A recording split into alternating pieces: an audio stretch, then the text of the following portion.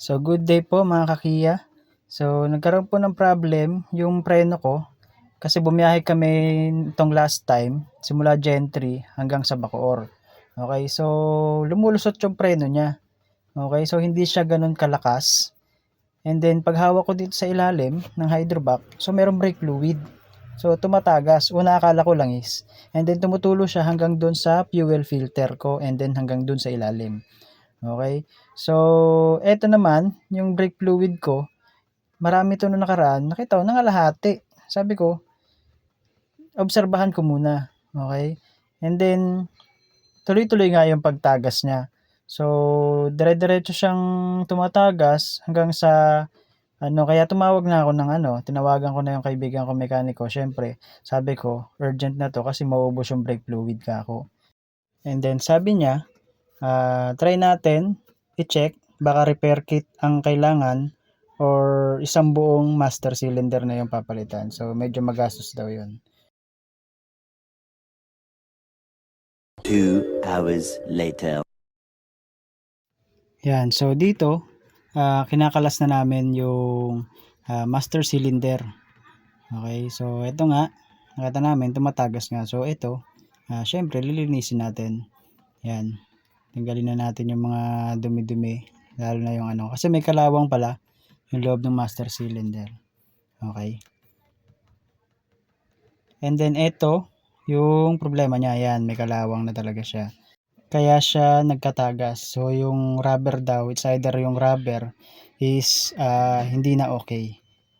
Kaya yan, kung nakikita niyo yan, may kalawang na siya guys. Yan. And then yung lock, ito yung itsura niyan, yung lock na tinatanggal ni kuya. Ayan. So kailangan nyo lang siya tanggalin. And then para mailabas nyo yung mga parts na papalitan. Okay. So tatanggalin lahat yan, pati yung mga brake fluids niya na na-stuck na sa loob. Okay. So 3 to 5 years ang estimate daw na itatagal nung repair kit. Depende pa rin sa gamit, syempre. Depende sa paggamit nyo, kung araw-araw ba, ganun.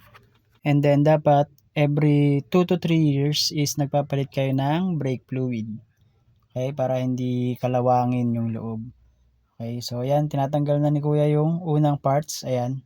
So kung nakita nyo, yan yung unang parts niya. And then meron pang isa sa loob. So kailangan lang tanggalin yung lock para makuha naman yung pangalawang parts.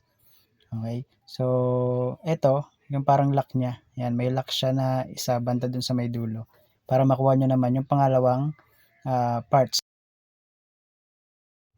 So ito na yung pangalawang parts niya. Yan. So nahirapan lang si kuya kasi nga na-stuck siya. Okay. A few moments later. So ito na guys, natanggal na siya. Ayan. So i-check natin yung loob kung meron bang gas-gas o sira. And then puro rubber seals kasi siya guys yung laman niya.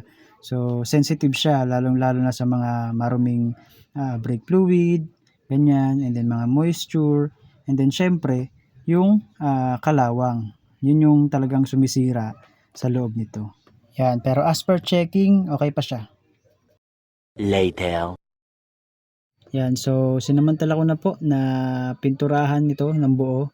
Yan, kasi yung kanina, guys, yung tinanggal namin, hindi kompleto yung pintura sa ilalim. Yan, so pininturahan ko na siya ng buo para syempre, para maganda naman tignan, di ba?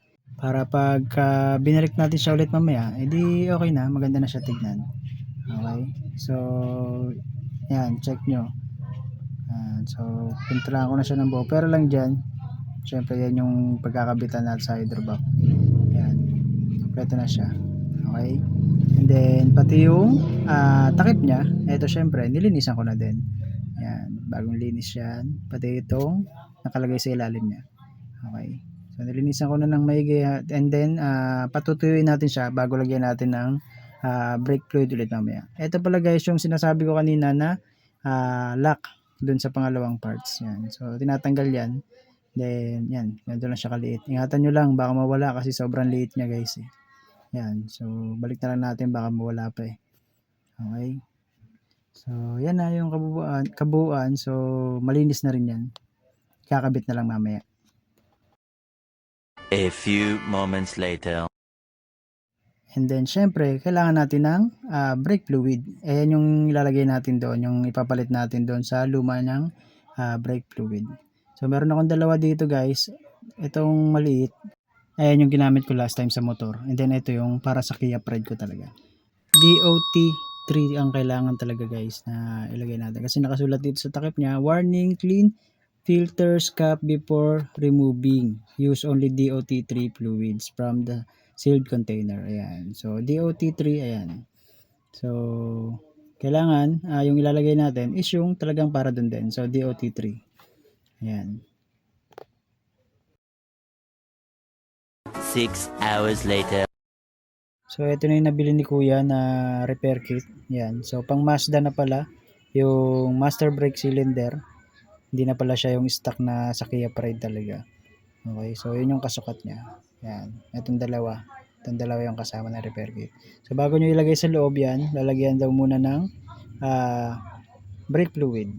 Yan, para hindi mapuwersa yung rubber niya. Okay. Yan, so lahat yan, bubuhusan nyo bago nyo ilagay sa loob yung mga rubber seals. Yan.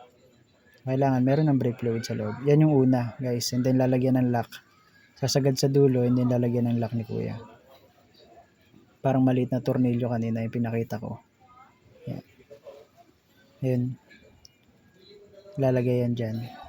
Para malak siya. And then, saka ilalagay yung pangalawang parts. Yung nasa unahan. Okay, so paano mo nga ba malalaman kung palitin na yung repair kit?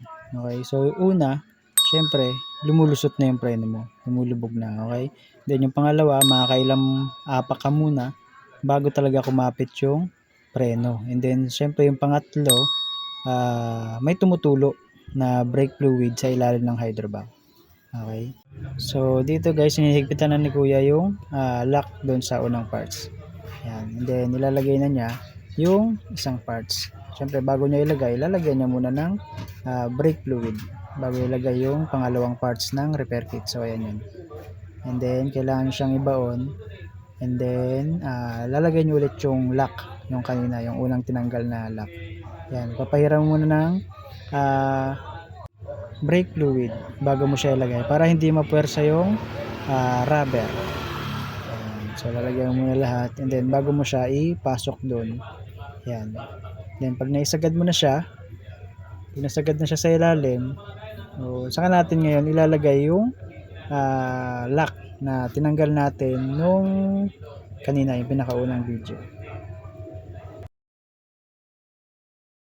A few moments later. Yan, so dito ay kinakabit na namin ulit. Yan, para malagyan na namin ng panibagong brake fluid. Okay, so make sure na yung mga tornilyo is kung paano nyo siya tinanggal, yun din ulit yung ibabalik nyo syempre para hindi magkaroon ng problema. Para hindi lumuwag or hindi umalog yung brake master cylinder.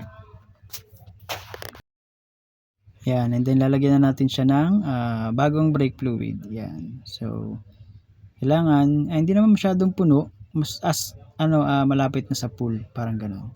Yan, and then syempre lilinisin natin with sabon para matanggal yung mga brake fluid na tumulo kasi nga makakasira siya ng pintura kapag tumagal siya dun sa isang part. So kailangan tanggalin natin yung mga brake fluid na tumagas. Yan, banlawan natin. Yan, so okay na, malinis na siya. Nasabon ko na at nabanlawan ko na. And then na road test ko na rin siya kanina, okay na siya. Hindi na pumapako o lumulusot yung preno niya. So okay na, safe na ulit.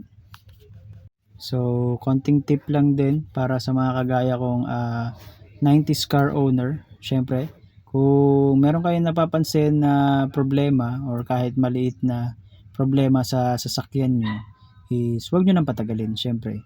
Kasi pagka habang pinapatagal nyo yung problema, nanganganak yan eh.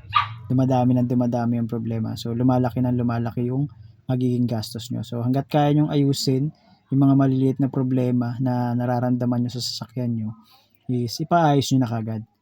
Okay? So in additional guys, syempre double check nyo lagi yung change oil. Syempre kailangan alaga nyo rin sa change oil. And then yung coolant syempre para hindi uminit o mag-overheat yung inyong makina. And then kung meron pa kayong time o kung karburador pa yung sasakyan niyo kagaya sa'kin, palinis niyo na rin yung karburador kasi isa yan sa mga, critical pagdating sa, sasakyan ng mga old car kasi 'pag madumi na yung, karburador niyo may time na mamamatay-matay siya gano'n. So yun lang naman yung mga dino-double check o ime-maintain natin. So i-maintain natin yung mga sasakyan natin since, old car na siya, okey? So that's all for today po. So maraming salamat po sa mga nanood. So ang next project po sana natin is, yung suspension. So magpapalit na ako ng suspension kasi nga, sobrang tigas na ng suspension na 'to, 'no? So yun lang po, maraming salamat po sa panonood po. See you in the next video po. Ciao, bye.